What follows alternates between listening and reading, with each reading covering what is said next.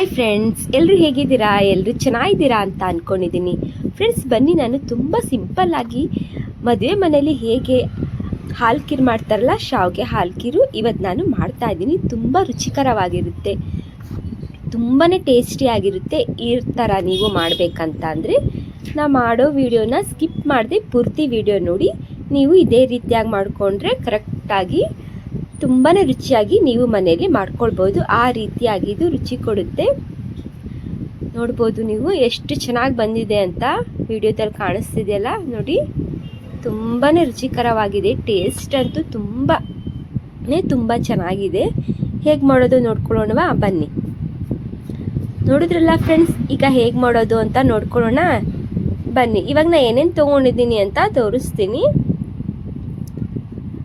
ಫಸ್ಟಿಗೆ ಫ್ರೆಂಡ್ಸ್, ನಾನು 1 ಬೌಲಷ್ಟು ಶಾವಿಗೆ ತೊಗೊಂಡಿದ್ದೀನಿ. ನೀವು ಯಾವ ಶಾವಿಗೆನಾದರೂ ತೊಗೊಳ್ಬೋದು. ನಾನು ದಪ್ಪ ಶಾವಿಗೆ ತೊಗೊಂಡಿದ್ದೀನಿ ಇದಕ್ಕೆ.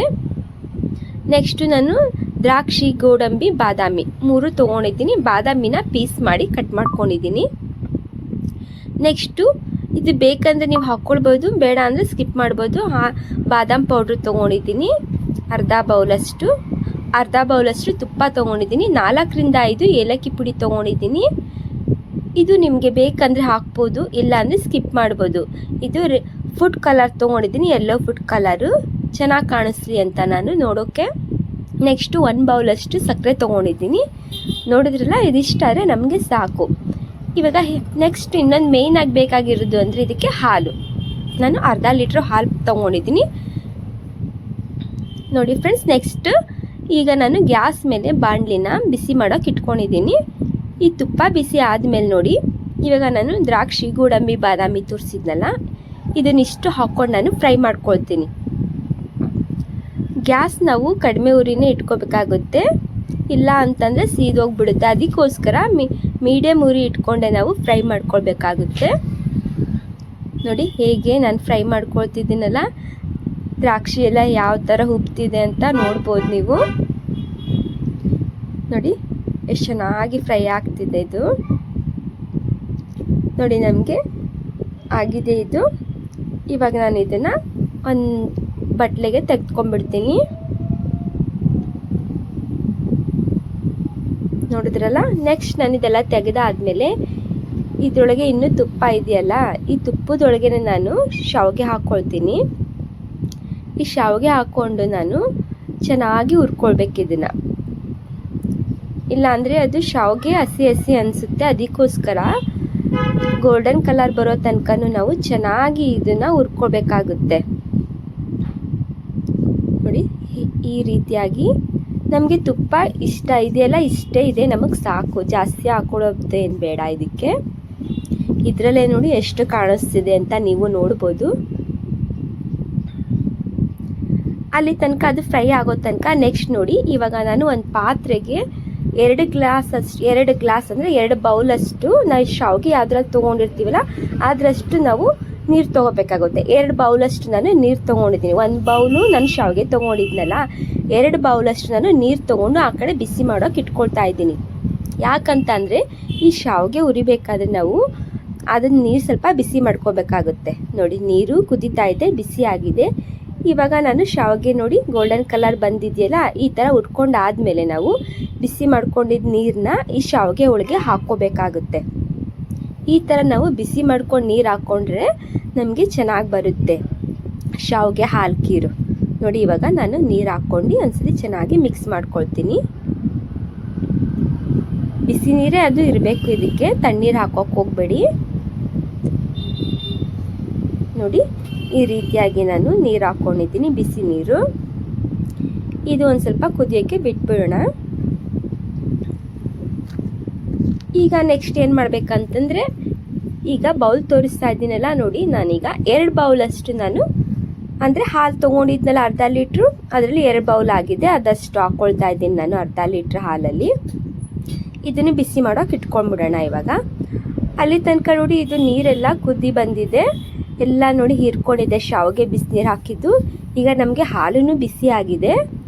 ಈಗ ಹಾಲನ್ನು ನಾನು ಬಿಸಿ ಮಾಡೋಕೆ ಇಟ್ಕೊಂಡಿದ್ನಲ್ಲ, ಈಗ ಹಾಲನ್ನೆಲ್ಲ ನಾನು ಶಾವಿಗೆ ಒಳಗೆ ಹಾಕ್ಕೊಳ್ತಾ ಇದ್ದೀನಿ.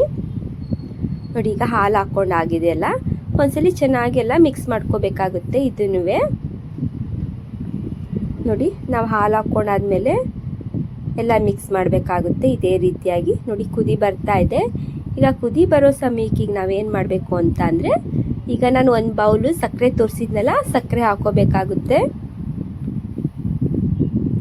ನಮಗೆ ಒಂದು ಬೌಲ್ ಶಾವಿಗೆಗೆ ಒಂದು ಬೌಲ್ ಸಕ್ಕರೆ ಆದರೆ ಕರೆಕ್ಟಾಗಿ ಬರುತ್ತೆ. ನಮಗೆ ಮೀಡಿಯಮ್ ಆಗಿರುತ್ತೆ ಸ್ವೀಟು, ತುಂಬ ಅತಿಯಾಗಿ ಸ್ವೀಟೂ ಬರೋದಿಲ್ಲ, ತುಂಬ ಸಪ್ಪೆನೂ ಆಗೋದಿಲ್ಲ. ಯಾಕಂದರೆ ನಾವು ಆಮೇಲೆ ಬಾದಾಮ್ ಪೌಡ್ರ್ ಹಾಕ್ಕೊಂಡಿರ್ತೀವಲ್ಲ, ಕರೆಕ್ಟಾಗುತ್ತೆ ಅದಕ್ಕೆ. ನೋಡಿ ಸಕ್ಕರೆ ಹಾಕಾದ್ಮೇಲೆ ಒಂದ್ಸಲಿ ಕರಗೋ ತನಕ ನಾವು ಚೆನ್ನಾಗಿ ಒಂದ್ಸಲಿ ಮಿಕ್ಸ್ ಮಾಡ್ಕೊಂಡು ಬಿಡೋಣ. ನೆಕ್ಸ್ಟ್ ನೋಡಿದ್ದು ಈಗೆಲ್ಲ ಸಕ್ಕರೆ ಎಲ್ಲ ಕರಗಿ ನೋಡಿ ಈ ರೀತಿಯಾಗಿ ಕುದಿ ಬಂದಿದೆ. ಈ ಸಮಯದಲ್ಲಿ ನಾನೀಗ ಬಾದಾಮ್ ಪೌಡ್ರು ತೋರಿಸ್ತಾ ಇದ್ದೀನಲ್ಲ, ಅರ್ಧ ಬಟ್ಲು ತೊಗೊಂಡಿದ್ದೀನಿ. ಈಗ ಬಾದಾಮ್ ಪೌಡ್ರು ಹಾಕ್ಕೊಂಡು ಇದನ್ನು ಒಂದ್ಸಲಿ ಚೆನ್ನಾಗಿ ಮಿಕ್ಸ್ ಮಾಡ್ಕೊಳ್ತೀನಿ. ಗಂಟಿಲ್ದೇದಂಗೆ ಒಂದ್ಸಲಿ ಮಿಕ್ಸ್ ಮಾಡ್ಕೊಳ್ಳೋಣ. ಈ ಥರ ಬಾದಾಮ್ ಪೌಡ್ರ್ ಹಾಕಿ ನಾವು ಹಾಲು ಖೀರ್ ಮಾಡಿದ್ರೆ ತುಂಬಾ ಟೇಸ್ಟಿಯಾಗಿರುತ್ತೆ, ತುಂಬ ರುಚಿಕರನೂ ಇರುತ್ತೆ. ನೋಡಿ ಈಗ ಅದು ಹಾಕಾಗಿದೆಯಲ್ಲ. ನೆಕ್ಸ್ಟು ನಾನು ಒಂದು ಸ್ವಲ್ಪ ಅಷ್ಟು ಕಲರ್ ಹಾಕ್ಕೊಳ್ತೀನಿ, ಅಂದರೆ ಯೆಲ್ಲೋ ಫುಡ್ ಕಲರ್ ಹಾಕ್ಕೊಳ್ತಾ ಇದ್ದೀನಿ. ಇದು ಕಲರು ಚೆನ್ನಾಗಿ ಇನ್ನೂ ಚೆನ್ನಾಗಿ ಕಾಣಿಸುತ್ತಲ್ಲ ನಮಗೆ, ಅದಕ್ಕೋಸ್ಕರ ನಾನು ಸ್ವಲ್ಪ ಅಷ್ಟೇ ನಾನು ಒಂದು ಚಿಟಿಕೆಯಷ್ಟು ಫುಡ್ ಕಲರ್ ಹಾಕ್ಕೊಳ್ತಾ ಇದ್ದೀನಿ, ಯೆಲ್ಲೋ ಫುಡ್ ಕಲರು. ಇದು ತುಂಬಾ ಚೆನ್ನಾಗಿರುತ್ತೆ. ನೋಡಿದ್ರಲ್ಲ, ಇದೆಲ್ಲ ಈಗ ಹಾಕ್ಕೊಂಡಾಗಿದೆ.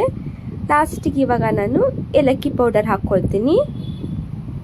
ಫಸ್ಟಿಗೆ ಹಾಕ್ಕೊಳ್ಳೋದು ಬೇಡ, ಇದಕ್ಕೆ ಲಾಸ್ಟಿಗೆ ಹಾಕ್ಕೊಂಡ್ರೆ ಇದ್ರದ್ದು ವಾಸನೆನೂ ತುಂಬಾ ಚೆನ್ನಾಗಿರುತ್ತೆ. ಅದಕ್ಕೋಸ್ಕರ ನಾನು ಲಾಸ್ಟಿಗೆ ಹಾಕ್ಕೊಳ್ತೀನಿ ಏಲಕ್ಕಿ ಪೌಡರು. ಇದು ಒಂದ್ಸಲಿ ಲಾಸ್ಟಿಗೆಲ್ಲ ಮಿಕ್ಸ್ ಆದಮೇಲೆ ನೋಡಿ ಮುಗಿತೀನೇನು. ಇವಾಗ ಇದಕ್ಕೆ ನಾನು ದ್ರಾಕ್ಷಿ, ಗೋಡಂಬಿ, ಬಾದಾಮಿ ಮೊದಲೇ ತುಪ್ಪದಲ್ಲೆಲ್ಲ ತೆಗೆದಿಟ್ಕೊಂಡಿದ್ನೆಲ್ಲ ಕರೆದು ಇವಾಗ ನಾನು ಹಾಕ್ಕೊಂಡು ಬಿಡ್ತೀನಿ. ಇದಿಷ್ಟು ಡ್ರೈ ಫ್ರೂಟ್ಸು ಹಾಕ್ಕೊಳ್ತಾ ಇದ್ದೀನಿ. ನೋಡಿ ಎಷ್ಟು ಚೆನ್ನಾಗಿ ಕಾಣಿಸ್ತಿದೆ ಅಲ್ಲ. ಈ ರೀತಿಯಾಗಿ ನಾವು ಮನೆಯಲ್ಲೇ ತುಂಬ ಸಿಂಪಲ್ಲಾಗಿ ಮಾಡ್ಕೊಳ್ಬೋದು. ಕೇವಲ 10 ನಿಮಿಷದಲ್ಲೆಲ್ಲ ಆಗೋಗುತ್ತೆ ಈ ರೀತಿಯಾಗಿ ನಾವು ಮಾಡ್ಕೊಳ್ಳೋಕ್ಕೆ. ನೋಡಿದ್ರಲ್ಲ, ರೆಡಿ ಆಗಿದೆ. ಇದು ತುಂಬಾ ರುಚಿಕರ ಆಗಿರುತ್ತೆ. ಈ ಥರ ಹಾಲು ಖೀರ್ ನೀವು ಮಾಡ್ಕೊಂಡು ನೋಡಿ, ತುಂಬಾ ಇಷ್ಟಪಟ್ಟು ತಿಂತೀರಾ, ತುಂಬಾ ಚೆನ್ನಾಗಿರ್ತದೆ. ಯಾರು ಈ ಥರ ನಾವು ಶಾವಿಗೆ ಹಾಲು ಖೀರ್ ಕುಡಿಯೋದಿಲ್ಲ ಅಂತಾರೆ ನೋಡಿ, ಇಷ್ಟಪಟ್ಟು ಕುಡಿತಾರೆ, ತುಂಬ ಇಷ್ಟಪಟ್ಟು ತಿಂತಾರೆ. ನೋಡಿದ್ರಲ್ಲ ಎಷ್ಟು ಚೆನ್ನಾಗಿ ಕಾಣಿಸ್ತಿದೆ ಅಂತ. ಫೈನಲಿ ನೋಡಿ ಎಲ್ಲ ರೆಡಿ ಆಗಿದೆ. ಇದು ನೋಡಿದ್ರಲ್ಲ ಎಷ್ಟು ಚೆನ್ನಾಗಿ ಬಂದಿದೆ. ನೋಡಿದ್ರಲ್ಲ, ಇವಾಗ ನಾನು ಒಂದು ಬೌಲ್ಗೆ ಹಾಕಿ ಸರ್ವ್ ಮಾಡಿ ತೋರಿಸ್ತಾ ಇದ್ದೀನಿ. ತುಂಬಾ ಚೆನ್ನಾಗಿ ಬಂದಿದೆ. ಫ್ರೆಂಡ್ಸ್, ಯಾರು ಹೊಸದಾಗಿ ನೋಡ್ತಿದ್ದಾರಲ್ಲ, ಪ್ಲೀಸ್ ಸಬ್ಸ್ಕ್ರೈಬ್ ಮಾಡ್ಕೊಂಡು ನೋಡಿ. ಇಷ್ಟ ಇದ್ದರೆ ಲೈಕ್ ಮಾಡಿ, ಕಮೆಂಟ್ ಮಾಡಿ, ಶೇರ್ ಮಾಡಿ.